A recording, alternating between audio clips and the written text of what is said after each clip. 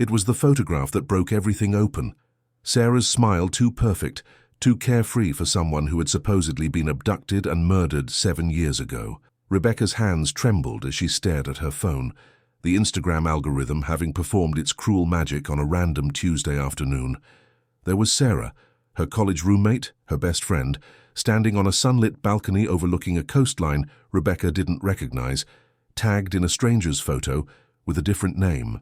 7 years of grief shattered in an instant. 7 years of waiting, of memorial services, of supporting grieving parents, all of it based on a lie. It was already too late. The night Sarah disappeared had been ordinary in every way that mattered. The spring semester was ending at Greenhill University, and the air hung heavy with the promise of summer and the bittersweet taste of temporary goodbyes. Rebecca remembered everything about that night, with the crystalline clarity that only tragedy can bring. The blue dress Sarah wore, the way she'd borrowed Rebecca's silver earrings without asking, as she always did, the lingering scent of her perfume in their shared bathroom.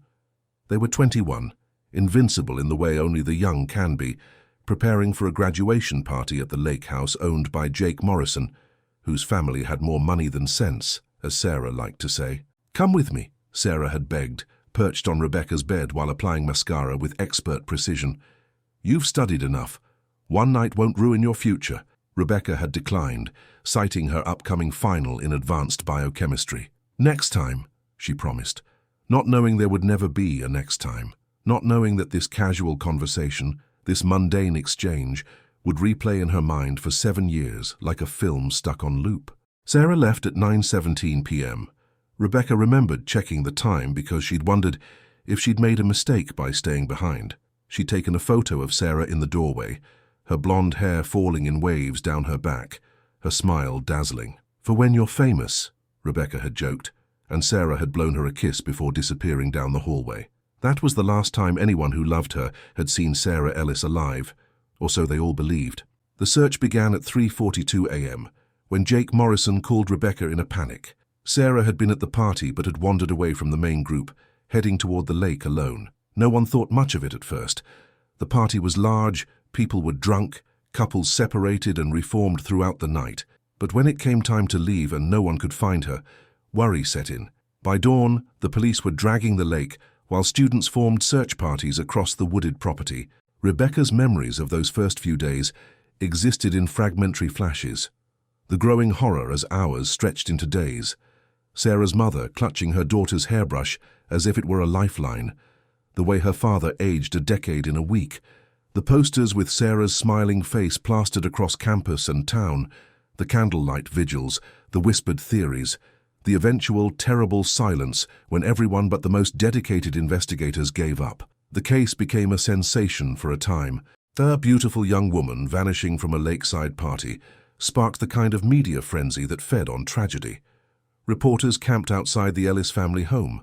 True crime podcasters spun theories ranging from accidental drowning to abduction by a predator who had stalked the party. Rebecca gave the same interview a dozen times, recounting her last moments with Sarah, her voice growing hollower with each telling. 6 months after the disappearance, a hiker found Sarah's silver bracelet, a gift from her parents on her 18th birthday, half buried in soil 5 miles from the lake house.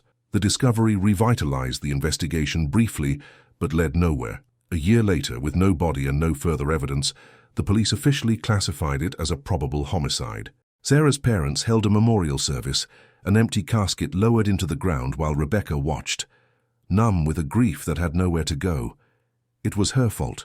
This thought haunted Rebecca through sleepless nights and distracted days.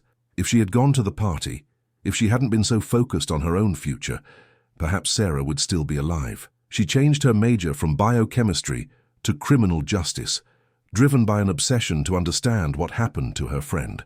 She graduated, hollow-eyed and determined, and took a job with a private investigative firm that specialized in missing persons cases. For 6 years, Rebecca lived in the shadow of Sarah's absence.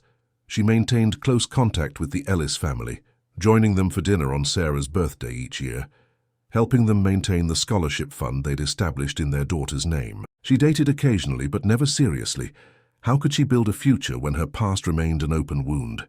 She investigated other missing persons cases with a fervor that unnerved her colleagues, always searching for patterns that might illuminate Sarah's case.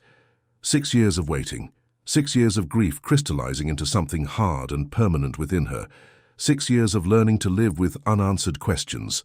And then, on an unremarkable Tuesday afternoon, while scrolling through Instagram during her lunch break, the algorithm suggested a photo, people you might know. Rebecca nearly scrolled past it, and then her heart stopped.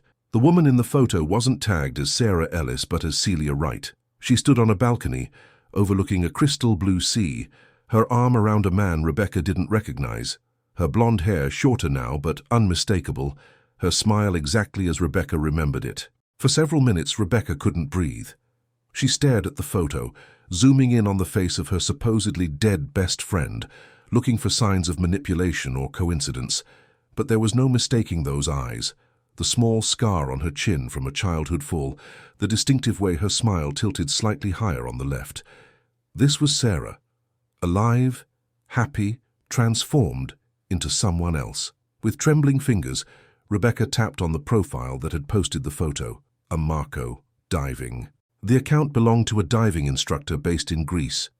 His feed was filled with images of tourists posing with diving gear, underwater photos of reefs, and casual shots of island life. Rebecca scrolled frantically through his photos until she found 3 more featuring Celia.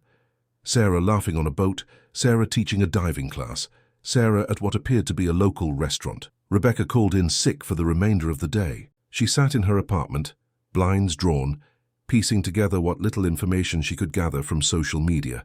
Marco's profile mentioned a diving school on a small Greek island. Several photos tagged the business, Blue Horizon Diving. Through the business page, Rebecca found a website with an address and contact information. She didn't know what to do with this information. Should she call Sarah's parents, the police? Should she confront Sarah directly? Each option seemed impossible, fraught with the potential for more pain. Instead, she did what her investigative training had taught her to do: gather more information before acting. Rebecca booked a flight to Greece, leaving the next day, emptying her modest savings account in the process. She told no one where she was going or why. She packed a single carry-on bag, including a printed copy of the photo that had started everything. As her plane took off, she felt a strange sense of unreality, as if she had stepped into someone else's life or a dream from which she couldn't wake. The journey to the small island took nearly 2 days, a long international flight, a connection to Athens, a ferry that rocked precariously over dark waters. Rebecca barely noticed the discomfort, her mind fixed on the confrontation to come. What would she say to Sarah after all this time? What could possibly explain or justify what her friend had done?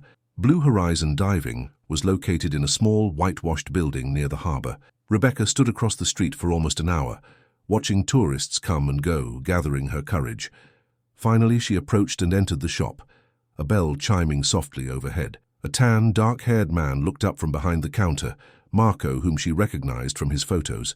"Can I help you?" he asked in accented English. "I'm looking for Celia," Rebecca said, the false name bitter on her tongue. "She's taking a group out today. They should return in about an hour." He smiled politely. "Are you interested in lessons?" "I'm an old friend," Rebecca said, forcing herself to smile naturally. "I was hoping to surprise her." Marco's expression shifted almost imperceptibly. "I see. Would you like to wait? There's a cafe next door." Rebecca nodded and retreated to the cafe, choosing a seat with a clear view of the harbor. She ordered a coffee she couldn't drink and waited, her heart thundering in her chest. After what seemed like an eternity, she spotted a boat approaching the dock. Even from a distance, she recognized Sarah's distinctive way of moving, the way she used her hands when speaking to the group of tourists around her. Rebecca watched as Sarah helped her clients off the boat, stowing equipment with practiced ease. She was tanned, her hair sun-bleached and shorter than she'd worn it in college, but her laugh carried across the distance unchanged. She looked happy. She looked free. When Sarah began walking toward the diving shop, Rebecca stood on unsteady legs and moved to intercept her. Their eyes met across the harbor, and Rebecca saw the moment of recognition, followed by pure shock, then something darker. Fear, perhaps, or resignation. Sarah froze in place, the easy smile vanishing from her face. For a long moment, they stood like that, 2 statues facing each other across an impossible divide. Then Rebecca closed the distance between them. "Hello, Sarah," she said quietly. Sarah's face had gone pale beneath her tan. "Rebecca," she whispered. Not a denial. No pretense that she was someone else. Just a quiet acknowledgement of a truth 7 years in hiding. "You're alive." Rebecca's voice cracked on the words. Sarah glanced around nervously. "Not here," she said. "Please, we can talk, but not here." Rebecca let herself be led away from the harbour, through narrow winding streets to a small apartment with a blue door. Inside was simple but pleasant. White walls, comfortable furniture, windows open to catch the sea breeze. A home. Sarah had been building a home while everyone who loved her mourned. "How did you find me?" Sarah asked, her voice steadier now that they were behind closed doors. Rebecca pulled out her phone and showed her the Instagram photo. "Marco tagged you. Or Celia, I should say." Sarah closed her eyes briefly. "I've been so careful for so long. Why?" The question exploded from Rebecca with more force than she intended. "We thought you were dead, Sarah. Your parents held a funeral. They visit your empty grave every month with fresh flowers. Why would you do this to them? To me?" Sarah sank onto a chair, her shoulders curling inward. For a moment she looked like the girl Rebecca had known, vulnerable, uncertain. "I never meant to hurt anyone," she said. "Then what did you mean to do?" Rebecca remained standing, her body rigid with the anger she'd kept at bay during her journey. "I meant to escape." Sarah looked up, meeting Rebecca's eyes directly for the first time. "That night at the lake I wasn't abducted, I wasn't attacked, I left." "You left?" Rebecca repeated incredulously. "You just walked away from your entire life without a word to anyone?" Sarah nodded slowly. "I had been planning it for months. The party was the perfect opportunity. Everyone drunk, chaotic, easy to slip away unnoticed. I had a backpack hidden in the woods with cash, a new ID, everything I needed. I hiked out to the highway and caught a bus to the city." Rebecca felt dizzy with this new reality. "But why? You were 3 weeks from graduating, you had a job lined up in Boston. Your life was perfect." A bitter laugh escaped Sarah. "Perfect?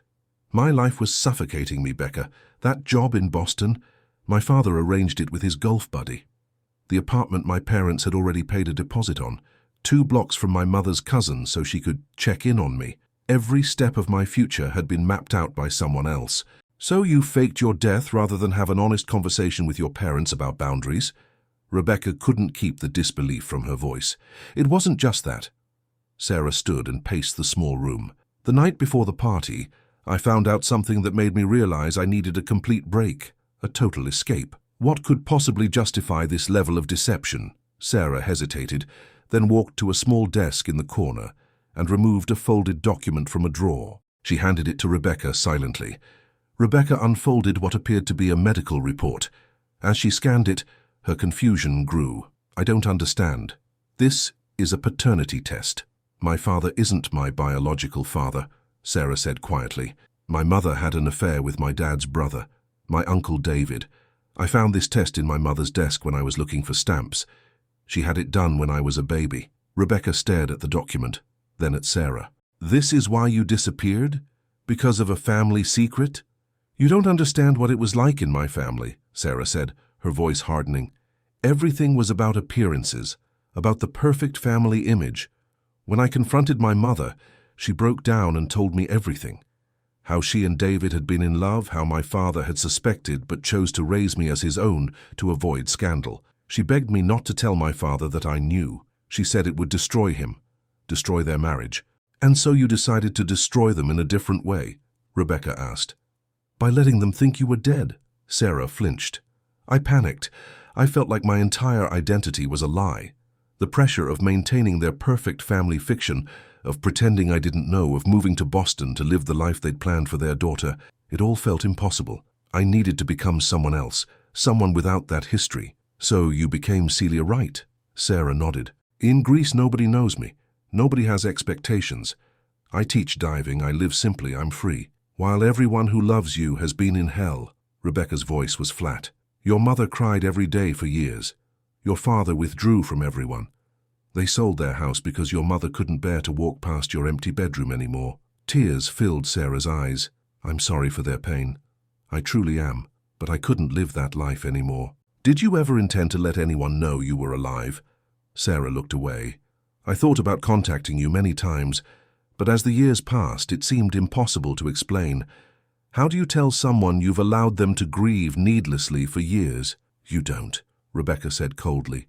You just keep lying. They fell into silence, the weight of 7 years of separate realities hanging between them. Outside, Rebecca could hear the distant sounds of the harbor, of normal life continuing while her world tilted on its axis. What happens now? Sarah finally asked. It was the question Rebecca had been asking herself since seeing the Instagram photo. What did happen now? Did she tell Sarah's parents their daughter was alive but had willingly abandoned them? Did she force Sarah to return and face the consequences of her deception, or did she become complicit in the lie by keeping the secret? I don't know, Rebecca admitted. I came here without a plan beyond confirming you were alive. Please don't tell them, Sarah said, leaning forward intently. It would only cause more pain now. They've grieved. They've started to heal. Learning I've been alive all this time, that I chose to leave, it would destroy them all over again. Rebecca laughed bitterly. So you want me to carry this burden for you? To see your parents every year on your birthday and pretend I don't know their daughter is teaching diving in Greece? I'm not that person anymore, Sarah said quietly. Sarah Ellis died in that lake 7 years ago. I'm Celia now. You can change your name, but you can't change who you are or what you've done, Rebecca said, standing abruptly. I need time to think. Sarah walked her to the door. Will you be staying on the island? I have a room for 3 nights, Rebecca said. I'll come back tomorrow. We're not finished talking about this. That night, in a small, rented room overlooking the same harbor where Sarah now made her living, Rebecca couldn't sleep. She stared at the ceiling, turning the impossible situation over in her mind. Every option seemed wrong, every path forward guaranteed to cause pain to someone. She thought about Sarah's parents, about how they might react to the news that their daughter was alive. Would they be overjoyed, despite the deception? Or would the betrayal outweigh the miracle? She thought about her own role in this drama. The friend who had let Sarah walk out the door that night. The friend who had spent years helping search for someone who didn't want to be found. By morning, Rebecca had reached no resolution. She walked the island aimlessly, watching tourists laugh and take photos, watching locals go about their daily routines. Everyone seemed to exist in a different world than the one she was trapped in. A world where people didn't abandon their entire lives, and the people who loved them. When she returned to Sarah's apartment that afternoon, she found her friend, if that's what they still were, sitting on a small balcony, looking out at the sea. There was something defeated in her posture, as if she'd spent the night battling the same demons as Rebecca. I kept waiting for the guilt to fade, Sarah said without turning around. I thought eventually I would feel justified in my decision, that the freedom would be worth the cost. But it never stops, the knowing what I've done to them. To you. Rebecca sat in the chair beside her. Then why didn't you reach out? Why not send an anonymous note just letting them know you were alive? At first I was afraid they would find me, afraid of facing what I'd done. Then, as time passed, it seemed crueler to reappear than to stay dead. What would I even say? Sorry for the years of grief, but I'm having a great time in Greece. So you just kept going with the lie, Rebecca said, more a statement than a question. Sarah nodded. Each year made it more impossible to undo. And I built a life here, Becca. I have friends, a job I love, even... She hesitated. Even what? Marco and I are engaged, Sarah said quietly. He thinks my family is dead, that I came to Greece to escape painful memories. Another lie built on a foundation of lies. Rebecca absorbed this new information silently. The Sarah she had known in college had been incapable of maintaining even small deceptions. She would confess to borrowing Rebecca's clothes before Rebecca had even noticed they were missing. This new Sarah, Celia, had constructed an entire false life and maintained it for 7 years. Does he know who I am? Rebecca asked. Does he know why I'm really here? Sarah shook her head. I told him you were a childhood friend who tracked me down through social media. He thinks it's a happy reunion. Nothing about this is happy, Rebecca said. They sat in silence for a long while, watching the sun begin its descent toward the horizon. Rebecca thought about the lives connected to Sarah's disappearance, not just her parents and Rebecca herself, but the police officers who had never solved the case, the volunteers who had searched the woods for days, the community that had rallied around a tragedy that was, in fact, a carefully orchestrated escape. I have to tell them, Rebecca finally said. Your parents deserve to know you're alive. Sarah's face crumpled. Please don't, please. They've moved on as much as they can. This would only reopen wounds. They haven't moved on, Sarah. They've learned to live with unimaginable pain, but they haven't moved on. Your mother still talks to your photo every morning. Your father still can't hear your name without his voice breaking. They deserve the truth. And what about what I deserve? Sarah's voice rose. Don't I deserve a chance at happiness, at a life that's truly mine? You took that chance at the expense of everyone who loved you, Rebecca said, her own anger rising to meet Sarah's. You could have left openly. You could have told your parents you needed space, changed your name, moved to Greece, all without letting them believe you were dead. You chose the cruelest possible path. Sarah stood abruptly. You should go. I can see you've already decided what you're going to do. I haven't, Rebecca admitted. I don't know what the right thing is here. I just know that I can't walk away and pretend I never found you. For the next 2 days, Rebecca and Sarah circled each other warily. They met for meals, for walks along the harbor, for tense conversations in Sarah's apartment, but reached no resolution.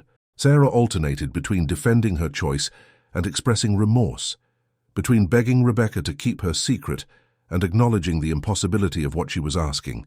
Rebecca vacillated between fury at the deception and sympathy for the trapped young woman Sarah had felt herself to be.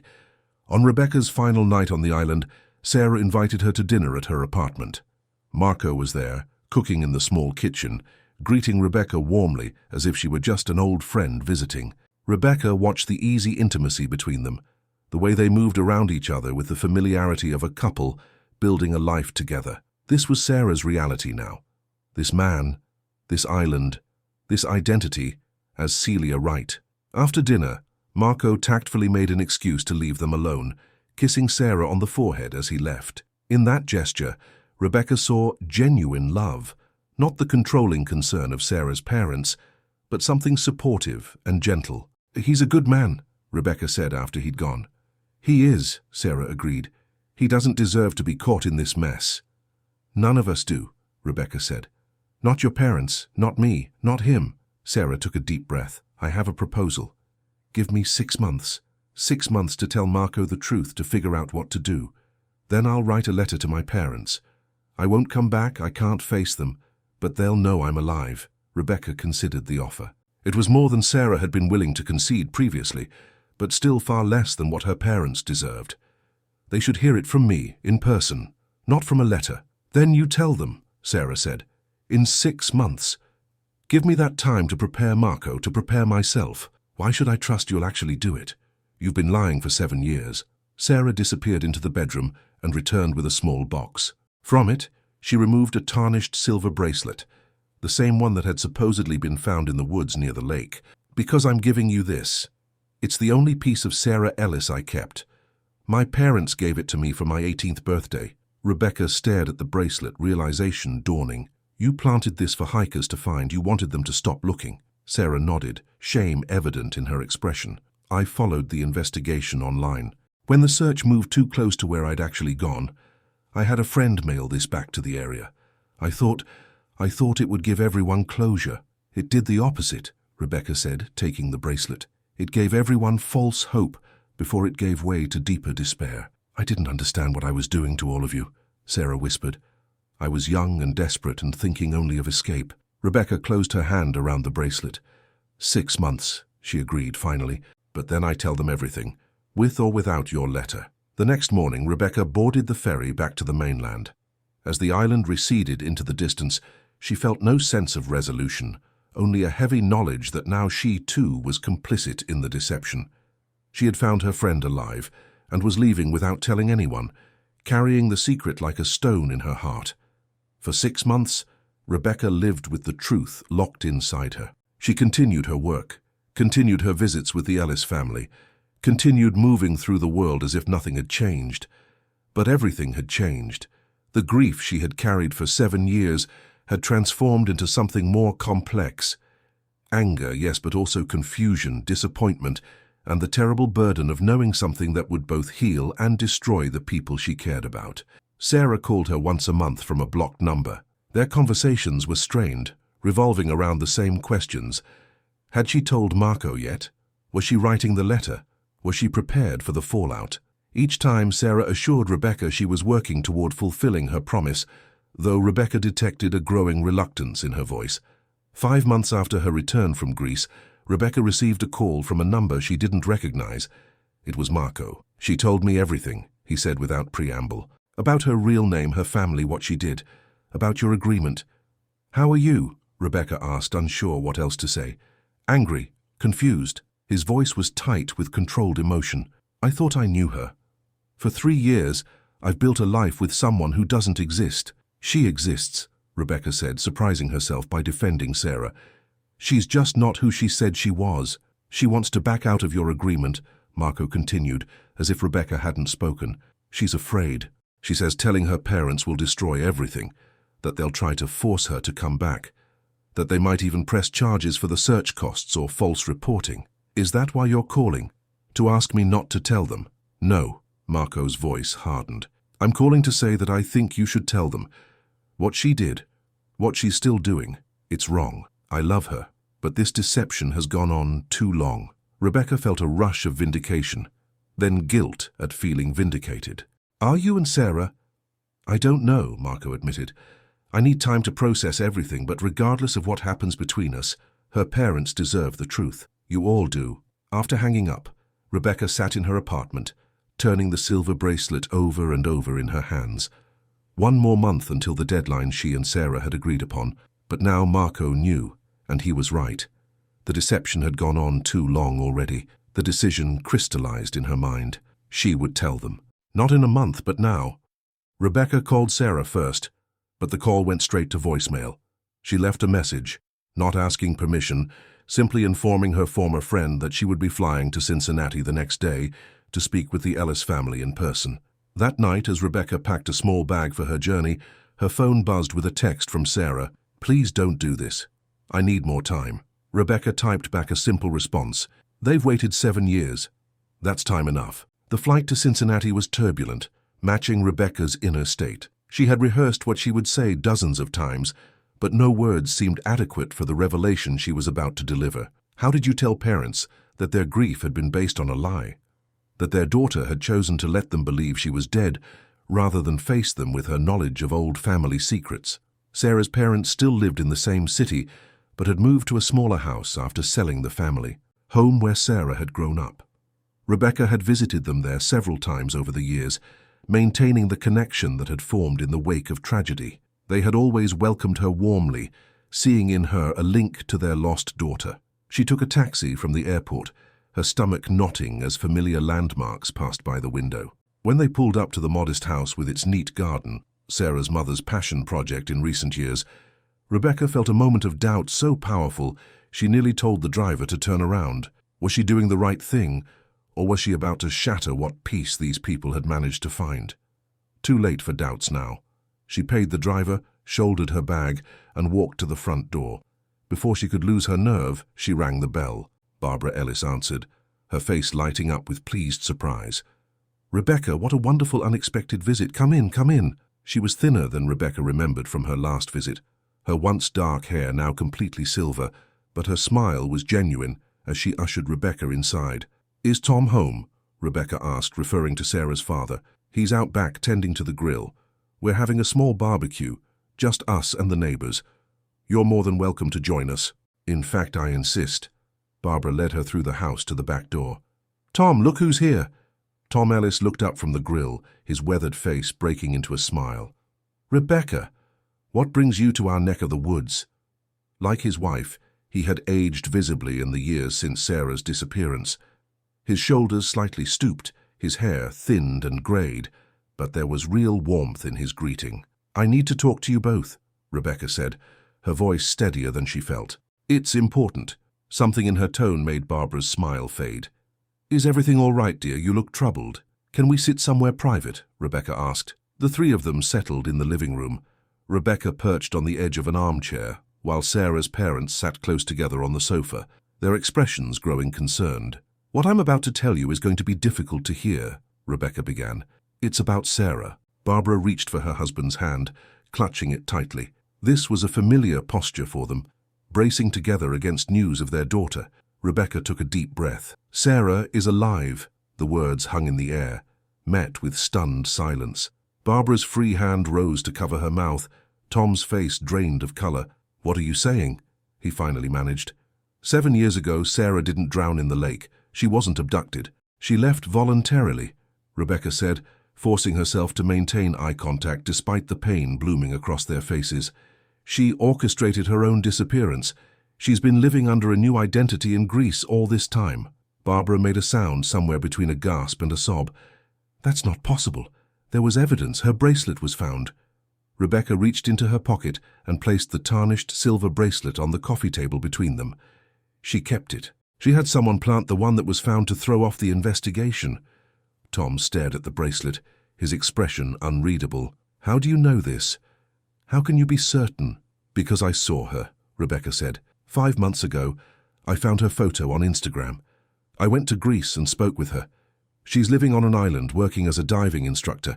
She's engaged to a local man named Marco. Barbara rose suddenly, swaying on her feet. I need to see her. We need to go now. Her voice was feverish, desperate. Sit down, Barb, Tom said, his voice low and strained. He turned to Rebecca. Why? Why would she do this to us? This was the hardest part. Rebecca hesitated, uncertain how much to reveal. She felt trapped by expectations. She wanted a different life than the one she saw ahead of her. She could have told us that, Barbara cried. We would have understood. We would have helped her. There's more, Rebecca said quietly. She found out about David. The name fell like a stone into still water. Barbara went completely pale, while Tom's jaw tightened visibly. She found the paternity test, Rebecca continued. She knew that David was her biological father, not Tom. It was the final push that made her feel she needed to escape completely. Barbara crumpled back onto the sofa, tears streaming down her face.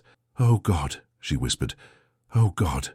Tom sat rigidly, his expression hardening. So rather than confront us, rather than give us a chance to explain, she let us believe she was dead for 7 years. Yes, Rebecca confirmed. She believes she can't come back, that there's no way to undo what she's done, but she agreed that you deserved to know the truth. Where exactly is she? Tom asked, his voice frighteningly calm. I want the name of the island, the diving school, everything you know. I'm not sure that's... She's our daughter, Barbara interrupted, her voice breaking on the word. We have a right to see her. Rebecca hesitated, then nodded. She works at Blue Horizon Diving on Nissos Island. She goes by Celia right now. Tom stood, his movements mechanical. I'll book our flights tonight. She may not be ready to see you, Rebecca warned. She's still coming to terms with everything herself. I don't care if she's ready, Tom said, an undercurrent of rage beneath his controlled tone. She's had 7 years to be ready. We've had 7 years of hell believing our child was dead. She doesn't get to dictate the terms anymore. Rebecca stayed with them for hours as they cycled through shock, joy, fury, and grief. She answered their questions as honestly as she could, showed them the photos she had saved from Marco's Instagram account, told them everything except her own conflicted feelings about Sarah's choices. This wasn't about her. It was about parents learning their child had willingly abandoned them in the cruelest possible way. When she finally left their house late that evening, both Barbara and Tom were on their laptops, researching flights to Greece and accommodations on Nissos Island. There was a terrible energy to their planning, a desperate determination that worried Rebecca. She had set something in motion that could not be stopped, for better or worse. Back in her hotel room, Rebecca called Sarah. Again, the call went to voicemail. She left a message. I told them. They know everything, including about David. They're planning to come to Greece. I'm sorry, but they needed to know the truth. 3 days later, as Rebecca was settling back into her apartment after returning home, her phone rang. It was Sarah. They're here, she said, without preamble, her voice thin with stress. They showed up at the diving school yesterday. Rebecca closed her eyes, imagining the scene.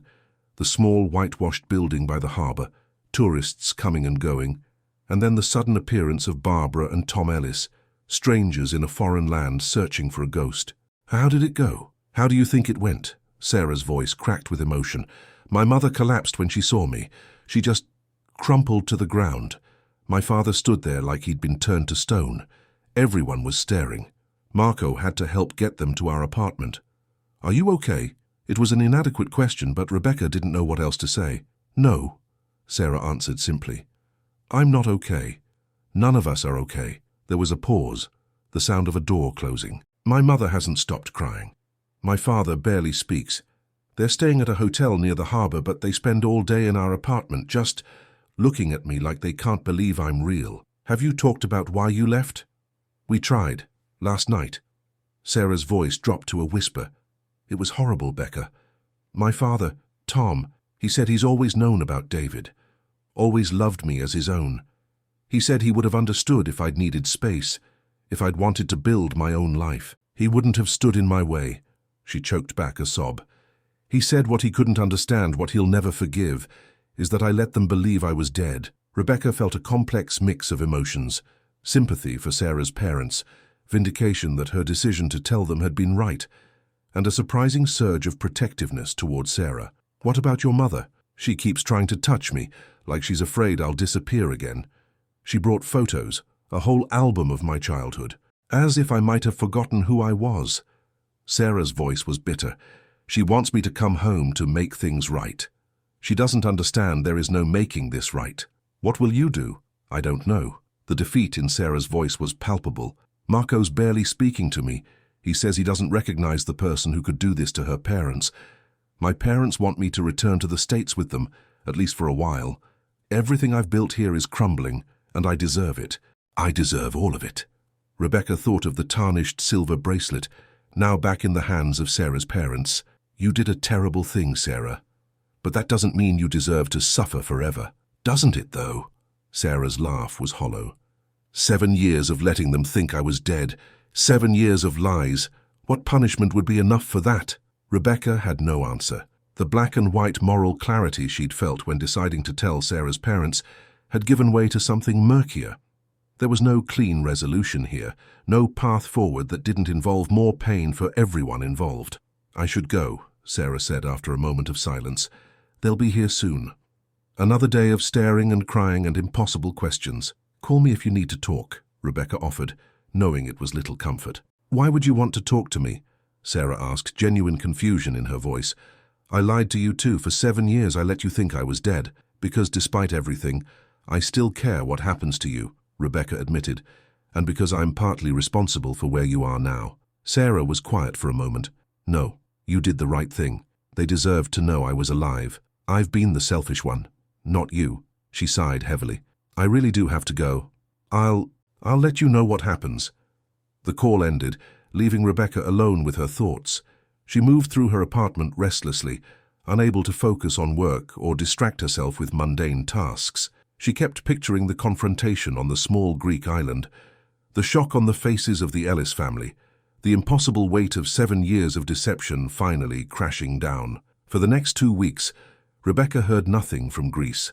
She checked Marco's Instagram obsessively, but he had stopped posting. She considered calling Sarah but held back, uncertain whether her intervention would help or hurt the fragile situation. She told no one else about what had happened, carrying the secret as she had for the previous months, though now the burden was at least partially shared. Then, on a rainy Tuesday evening as Rebecca returned from work, her phone rang with a Greek number she didn't recognize.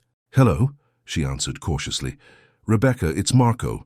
His voice was tight, strained. I'm calling about Sarah, Celia, whatever her name is. Rebecca's heart clenched. What's happened? She's gone. The words were flat, final. She left yesterday while I was at work. She took some clothes, her passport, all her cash. She left a note saying she was sorry, that she couldn't face her parents or me anymore, that she needed to disappear again. Oh, God, Rebecca whispered, sinking onto her couch. Her parents, they're devastated, Marco confirmed. They were planning to return to the States tomorrow. They'd convinced themselves that with time, with therapy, they could rebuild some kind of relationship. Now, he trailed off. Do you have any idea where she might have gone? No, she's had practice at disappearing, apparently. The bitterness in his voice was unmistakable. She left her phone behind, closed her bank account last week. She's just gone. Rebecca closed her eyes, feeling the weight of responsibility crushing down on her. This is my fault. If I hadn't told them— No, Marco interrupted firmly. This is her choice, her pattern. When things get difficult, she runs. She did it 7 years ago. And she's done it again now. You didn't force her to leave. But if I'd given her more time— Time for what? To keep living a lie? To keep hurting the people who love her? Marco's voice softened slightly. You did what you thought was right. So did I when I encouraged you to tell them. Neither of us could have predicted this. After they hung up, Rebecca sat motionless in her darkening apartment. Sarah was gone again. Not dead, but vanished, starting over somewhere new with yet another identity. Once might be explained as a desperate young woman's escape from a suffocating life. Twice suggested a pattern, a fundamental inability to face consequences or difficult emotions. Rebecca thought about calling Sarah's parents, but couldn't bring herself to do it. What comfort could she possibly offer them? They had lost their daughter twice now, once to a false death, and now to a deliberate abandonment. What words could possibly address such a unique and terrible grief? Instead, she opened her laptop and began what she knew would be a futile search. She checked social media platforms for new accounts that might be Sarah's, searched news articles about the diving school to see if there was any public mention of the strange disappearance and reappearance of a young American woman, looked at job listings in the tourism and diving industry across Europe and Asia. She found nothing, of course. Sarah had learned from her first disappearance. She would be more careful this time, more thorough in erasing her tracks. For months after Sarah's second disappearance, Rebecca lived in a state of suspended anticipation, expecting a call or message from an unknown number, a sign that her friend was alive and well somewhere in the world. She checked her email obsessively, studied the faces of blonde women in the background of social media photos, startled whenever her phone rang with an unfamiliar number. But Sarah remained gone, as thoroughly erased from the world as she had been after that night at the lake 7 years earlier. The Ellis family returned to Cincinnati. Rebecca visited them once, a painful encounter where they sat in the same living room, where she had revealed their daughter was alive, now facing the knowledge that she had chosen to abandon them a second time. Barbara seemed to have aged a decade in the weeks since Rebecca had seen her last. Tom had developed a hardness around his eyes that hadn't been there before. "We should thank you," Tom said as Rebecca was leaving, walking her to the door while Barbara remained seated, staring vacantly out the window. "At least now we know she's alive.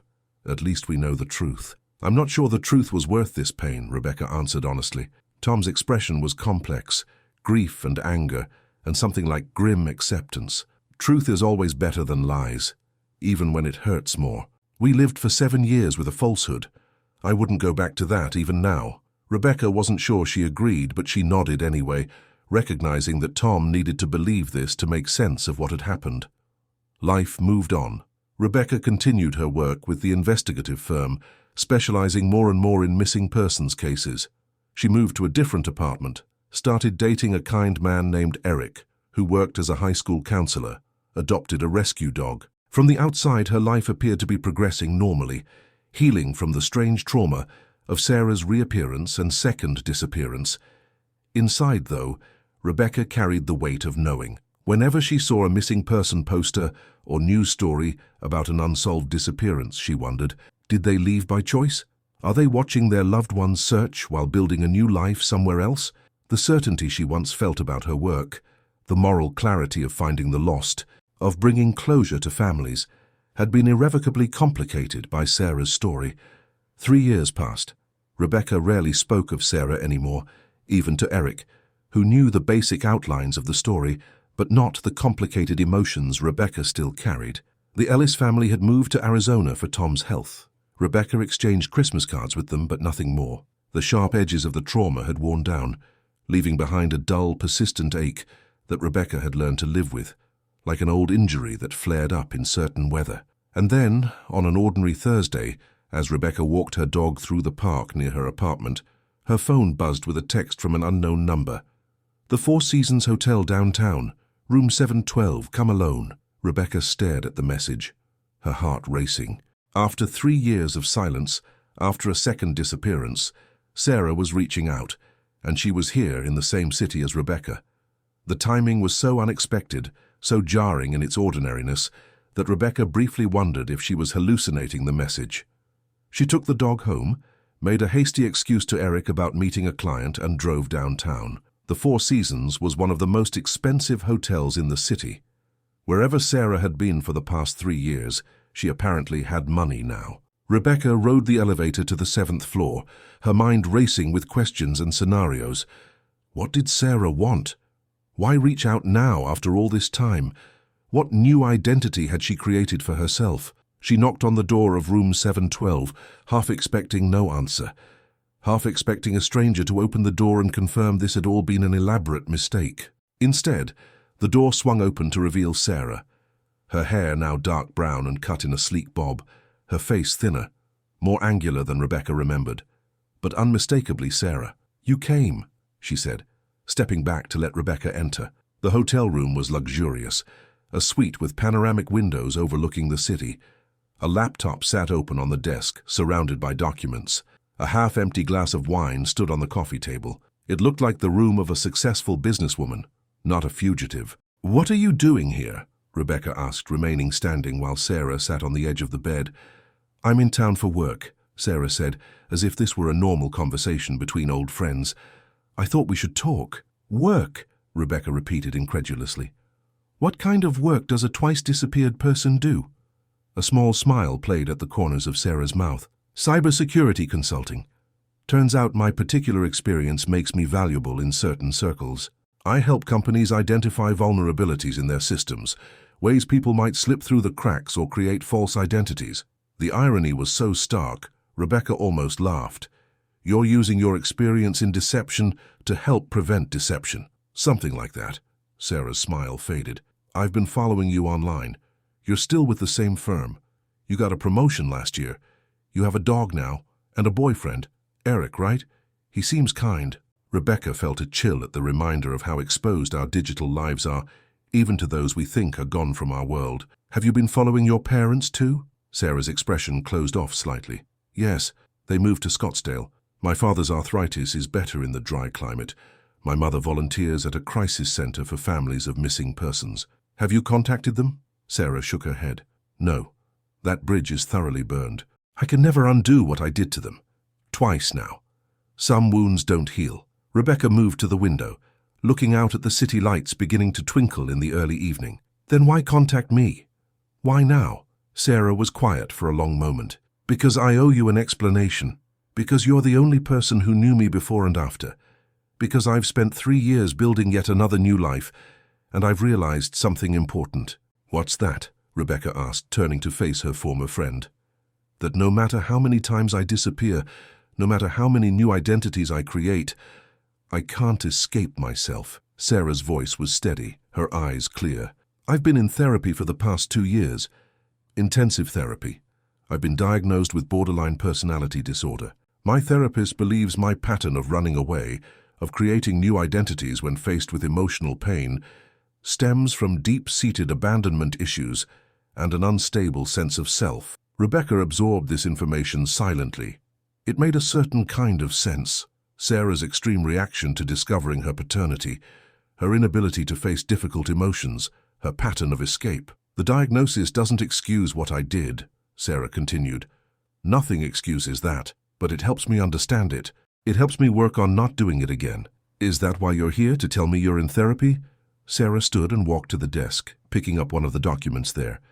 "I'm here because I want to make amends, in the only way I know how." She handed the paper to Rebecca. It was a bank statement showing a transfer of $500,000 to a trust called the Ellis Family Foundation. "I've set up a foundation in my parents' name," Sarah explained. "The money will fund resources for families of missing persons, counseling services, private investigator fees, legal support. I can't undo the pain I caused, but I can try to help other families in similar situations." Rebecca stared at the document. "Does this make you feel better about what you did?" "No," Sarah answered simply. "Nothing makes me feel better about what I did. This isn't about feeling better. It's about acknowledging the harm and trying to create something positive from it." "And you want me to tell your parents about this foundation?" Sarah shook her head. "The foundation administrator will contact them. They don't need to know I'm behind it. I wanted you to know. I wanted someone who knew the whole story to understand that I'm trying to change, to make amends in whatever inadequate way I can." Rebecca handed the document back, unsure what to feel. There was something both admirable and profoundly insufficient about Sarah's gesture.